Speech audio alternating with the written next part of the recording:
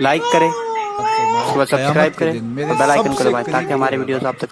جو کثرت سے میرے اوپر درود پڑھنے والا ہے۔ تو یہ حضور کی قربت کا ضامن ہے درود، تو اس لیے اپنی اولاد کو حضور علیہ السلام پر درود پڑھنے کی ترغیب دو۔ بچپن میں ہی اپنے گھر کے اندر مجالس درود قائم کرو، روزانہ کی بنیاد پہ ہو تو بہت اچھا، نہیں تو ہر 8 دن کے بعد ایک دن ضرور متعین کر لیا جائے۔ جمعۃ المبارک کے دن کثرت کے ساتھ درود پڑھنے کی ترغیب دی گئی ہے، اور فرمایا اس دن فرشتے حاضر ہوتے ہیں۔ تو حضرت ابو درداء رضی اللہ تعالی عنہ نے عرض کی، یا رسول اللہ صلی اللہ علیہ وسلم، آپ کی حیات طیبہ میں تو ٹھیک ہے، لیکن جب آپ انتقال کر جائیں تو کیا اس کے بعد بھی یہ عمل جاری رکھا جائے؟ ابن ماجہ میں یہ روایت موجود ہے۔ تو حضور علیہ السلام نے حضرت ابو درداء سے فرمایا، ہاں میرے وصال کے بعد بھی اس عمل کو جاری رکھنا، اور ساتھ ارشاد کیا کہ ان اللہ حرم علی الارض ان تاکل اجساد الانبیاء فنبی اللہ حی یرزق، اللہ نے مٹی پر حرام کر دیا ہے کہ وہ نبیوں کے جسموں کو کھائے، نبی قبروں میں زندہ ہوتے ہیں، ان کو رزق بھی دیا جاتا ہے۔ کہا کہ یہ میرے بعد بھی میرے اوپر درود کے سلسلے کو جاری رکھنا۔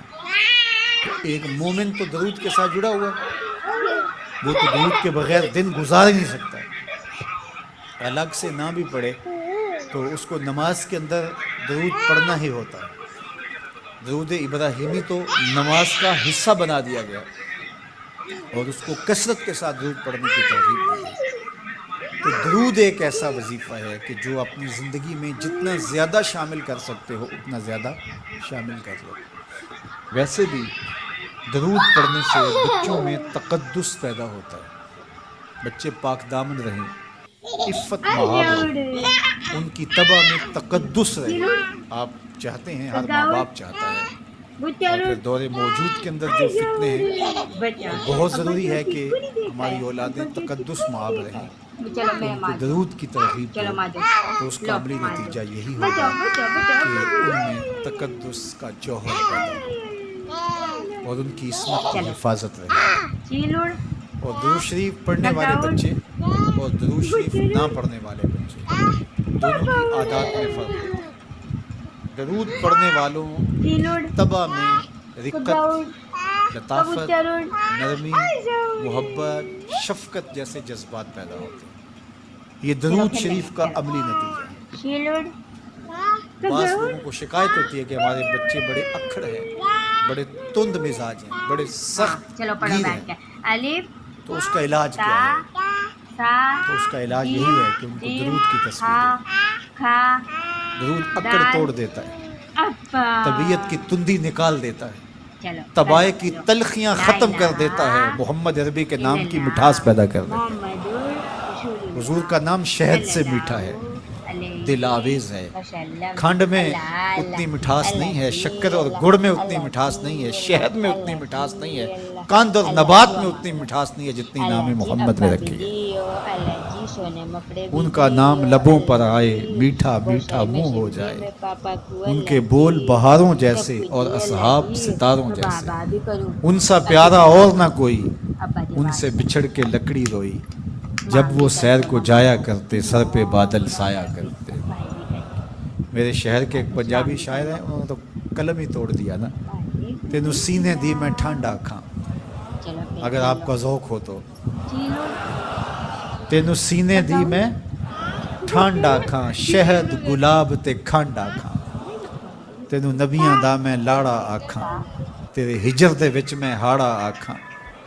تو ان کا نام ہی میٹھا ہے، دل آویز ہے، تو درود غصہ ختم کرتا ہے، طبیعت کی تلخی اور تندی مٹا دیتا ہے، اکھڑ پن ختم کرتا ہے۔ تو آپ اگر چاہیں کہ اولاد اکھڑ ہے تو ان کو کسی طرح درود پہ لے آئیں، درود کی تسبیح ان کے ہاتھ میں دے دیں، تو ان کی طبع میں نفاست بھی آئے گی، ان کی طبع میں لطافت بھی آئے گی، ان کی طبع میں رقت بھی آئے گی، ان کی طبع میں محبت بھی آئے گی، ان کی طبع کے اندر جو ہے وہ لیاقت بھی پیدا ہوگی۔ درود پڑھنے والا بچہ ذہنی استعداد میں درود نہ پڑھنے والے بچے سے بہتر ہوتا ہے۔ یہ بھی آپ تجربہ کر کے دیکھ لیں. دو بچے برابر ذہنی استعداد رکھتے ہوں اور ان میں سے ایک بچہ درود پڑھتا ہو اور ایک درود نہ پڑھتا ہو تو درود پڑھنے والا بچہ آگے ہوگا. یہ درود کی برکتیں ہیں, یہ درود کی رحمتیں ہیں. تو درود کثرت سے پڑھنا اپنی اولاد کو سکھائیں گے.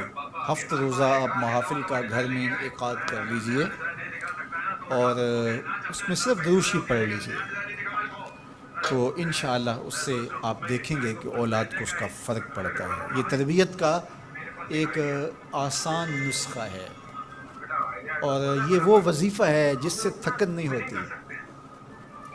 یہ وہ وظیفہ ہے جس سے طبیعت میں تلخی نہیں آتی. کہتے ہیں وظیفہ میں نے پڑھا ہے تو وظیفہ پڑھتے پڑھتے میری طبیعت میں یہ ہو گیا ہے. وہ بعض کہتے ہیں وظیفہ الٹ پڑ گیا ہے. بڑے وظیفے الٹ پڑھ سکتے ہیں لیکن درود الٹ نہیں پڑتا. درود ہے ہی سیدھا, یہ الٹوں کو بھی سیدھا کر دیتا ہے. تو درود پڑھیں اور یہ منہ بھی میٹھا رکھے گا, یہ دل بھی ٹھنڈا رکھے گا, یہ دنیا بھی ٹھنڈی رکھے گا اور آخرت بھی ٹھنڈی کر دے گا.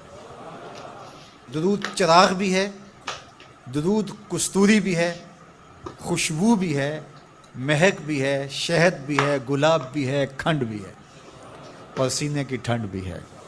تو درود اپنی طبع کے اندر اچھی طرح سے راسخ کر دیں اور اپنی اولادوں کی طبع میں اس کو راسخ کریں. اس سے آپ عملاً دیکھیں گے, میں سالوں کی بات نہیں کرتا, اشروں مہینوں کے اندر آپ فرق پڑتا دیکھیں گے.